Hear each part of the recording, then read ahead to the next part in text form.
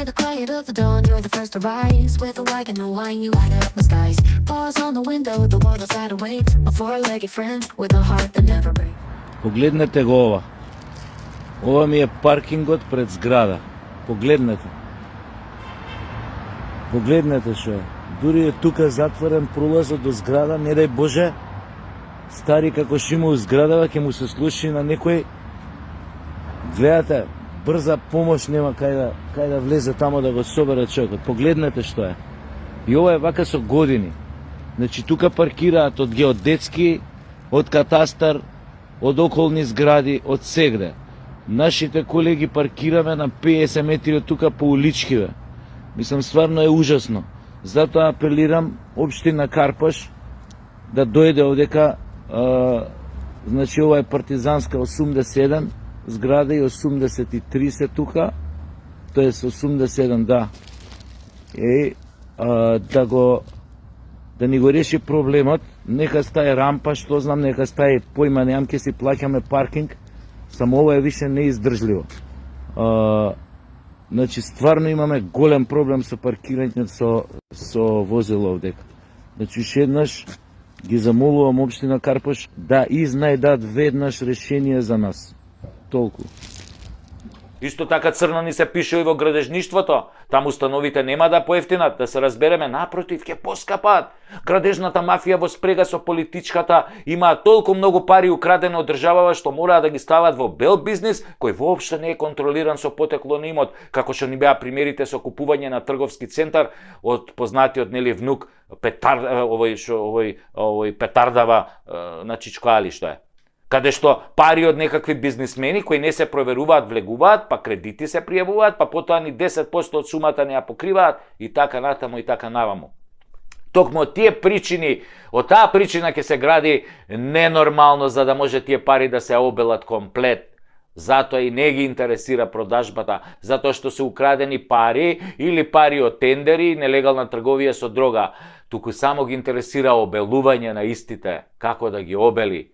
Да беше градењето на комерцијална и бизнис основа, се знае дека секој бизнисмен сака своите пари што е можно побргу да ги врати и затоа цените ќе беа нормални, плюс ќе го притискаат банките да ги врати кредитите. Не може да чека да продаде 2000 евра квадрат. Тоа е во нормални држави, а кај нас се дигаат згради и се украдено од државата преку странски компании се пријавува во инвестиции. Шемава ви е следната. Вие плаќате ненормални даноци, вашите пари влегуваат во буџетот, буџетот со низа криминали власта го испумпува преку тендери на исти фирми, тие потоа ги ставаат парите на странски фирми, нели Белизе, Мелизе, овие Маршалски острови вамо тамо, тоа се фирми керки, кои лесно ги отвараат, потоа доаѓаат тука, деме како инвеститори и градат со вашите пари. А вие немате здравство, немате патишта, немате училишта, немате ништо за парите што ги плаќате во буџетот. А власта ви се фали со инвестиции. Ги инвестирале вашите пари преку Белизе, Маршалски острови и Бора Бора. Добро смислено, а? Како им текнало? Да сибаат векот. Затоа ваква градежна експанзија не е видена уште од времето на Пабло Ескобар кај нас, кога градел чуда и правил зоолошки градини тамо во Меделин, во Колумбија, затоа што немал што да им прави на купиштата пари, бе, луѓе. Цели стамбени овие блокови градел за сиромашни, фудбалски игралишта им градел. Само што Пабло не крадел од буџетот на државата. Тој продал дрога, бе. Чиста работа. Овие нашиве и крадат од буџет и продаваат дрога. Ништо не ќе достаат на случајот. Од кај што може да се земе, земаат. Нешто слично ко Колумбија денес се случува овдека. И бетер. Затоа сме најсиромашни во Европа, затоа што безочно се краде, а потоа со тие пари создаваат огромни имоти. Оние имотни листови им крцкаат. Им крцаат на крцањината. Црно ни се пишува, луѓе, и поради растуреното здравство од страна на СДС и ДУИ, избеганите доктори во странство и тие кои што сега ќе избегаат, кои што допрва ќе избегаат. Значи ќе нема кој да ве лечи, бе. И ќе си ги оставаме парите во приватните болници за кои видовме случаи како оваа политичка мафија исто така сака да ги преземе. Црно ни се пишува и дека полека остануваме без младо население. Ова ќе биде држава на старци, ќе нема кој кого да прца, бе. Барем не без Виагра, без овете. А млади веќе прцаат тамо по светот, ќе прцаат швеѓанки, норвежанки, данкињи, французинки, ќе прцаат тамо. Епа ќе прцаат, бе, ќе прцаат. А ова ќе биде држава на старци кои ќе умираат секој дневно. Шо од болести, шо од старост, шо од 5 виагри мавнати. А млади бе ќе си прцаат на страна. Бе, без виагри. Црно ќе ни се пишува од корупцијата за која 63% од граѓаните велат дека е канцер, кој полека ја умира државата, потоа црно ни се пишува од немање стратегија во културата и спортот и се е оставено на мафијаши кои полека ги преземаат федерациите. И на крај, црно ни се пишува затоа што изгубивме се, име, идентитет и народ и јазик, од нормална држава направивме бинационална. Сега ако го отвори некој, ако се осмели да го отвори, уставот ќе биде полинационална, во која ќе владее неспособна и криминогена елита, во која 70% од припадниците се припадници на тоа малцинството кое владее со нас. Тие немаат интерес за оваа држава, ниту пак некојаш имале, си имаат тие две други матични држави и гледаат само како да ја доограбат оваа со помош на своите слуги подданички, социјалдемократи, кои како на дивиот запад се продаваат за грст долари. Ви велам, црно ни се пишува. И ако видите светло на крајот на тунелот, слободно пишете ми. Може јас веќе сум ослепел од несотиве. Инаку како викаше еден познат филозоф, тоа светлото на крајот на тунелот што го гледаме, може би е возот кој доаѓа кон нас.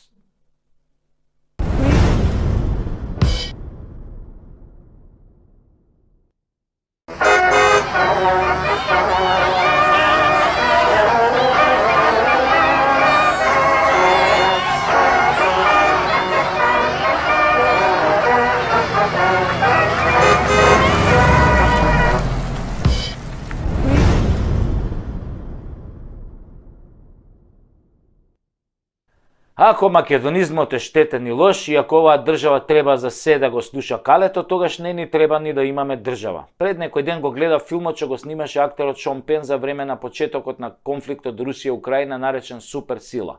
Во филмот авторот се признава дека не сакал да сними филм за војната, туку филм за Зеленски, за неговиот животен пат и славата, за се што подоцна се наметнало како тема, дошло од следот на настаните. Тоа е така со многу документарни филмови кои мора да се прилагодат на реалноста. Во филмот украинците се гордеат со тоа што се посебен народ од Русија, што по случувањата на Мајдан ја започнале својата борба против корумпираните политичари, во таа борба не ги почитувале подпишаните меѓународни договори и се однесувале арогантно кон отварањето на уставот и регулирањето на сите човечки права, меѓу кои најважните тие на русите кои живеат во делови од Украина. Но останува впечатокот од филмот дека американците им го дозволуваат на украинците се она што тука кај нас упорно се обидуваат да го задушат. Тоа е веројатно затоа што им требаат такви за да можат да се борат до последниот украинец. И Шон Пен убаво ја објаснува војната, убаво го објаснува војувањето, дека Западот и Америка го дозираат во вооружувањето на Украина затоа што не сакаат војна НАТО-Русија. Може би заради фактот што сите НАТО земји секој месец произведуваат муниција за само 3 дена војување, а во Русија се произведува за 1 месец дупла количина.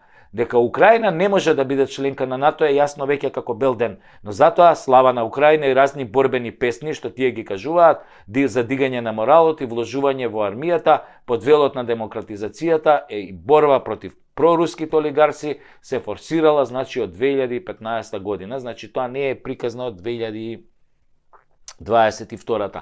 На граѓаните им било јасно дека русите еден ден ќе дојдат И тие живееле со тој факт и се допуштало се да се направи што е спротивно на демократските стандарди на европските устави и правното владење. Дури и се форсирал Зеленски да му се курчи на Путин и да ги одбива договорите во присуство на Меркел и Макрон. Во Македонија тоа се задушува, се форсира поданичкиот однос кон Грција, кон Бугарија, се назија на македонскиот народ, на македонскиот идентитет, правата на граѓаните и се форсира бинационална држава во која ќе владеат албанците иако се малцинство. Значи, исто е, ама и не е исто.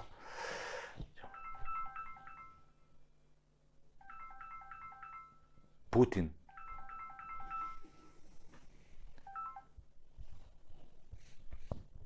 Здравствуй, товариш Путин. Овде секретни агент Путина с коднијам именем Куров. Куров, товариш Путин. Да, товариш Путин. Куров. Ура! Ура, товариш Путин! Ура! Ура!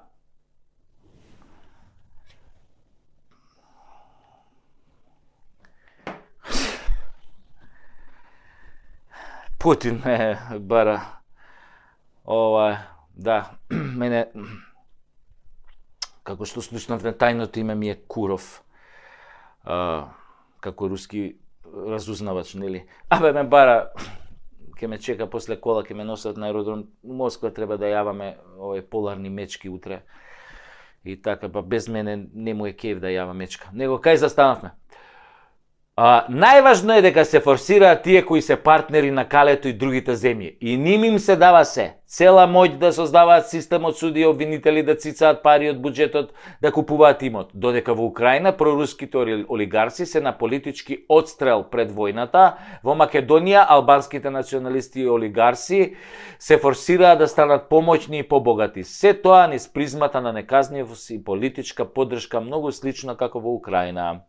Украина е напуштиле досега околу 7-8 милиони луѓе, што е некаде околу 15% од популацијата. Ова се официјални бројки, најверојатно е преку 12 милиони ја имаат напуштено. А Македонија има дефицит од 300.000 млади кои избегаа од економскиот погром, мито и корупција, што е отприлика истиот процент и тоа без војна. Замислете, може би Русија не е најдобрата земја на светот, може би историјата не се покажала како голем пријател на Македонија и македонскиот народ, но на што сега и го прават западните земји и Европската унија на Македонија е во најмала рака страшно. Не може би како војна, но и тука умираат луѓе на разни начини кои не се нормални и не се секојдневни во земјите на Европската унија.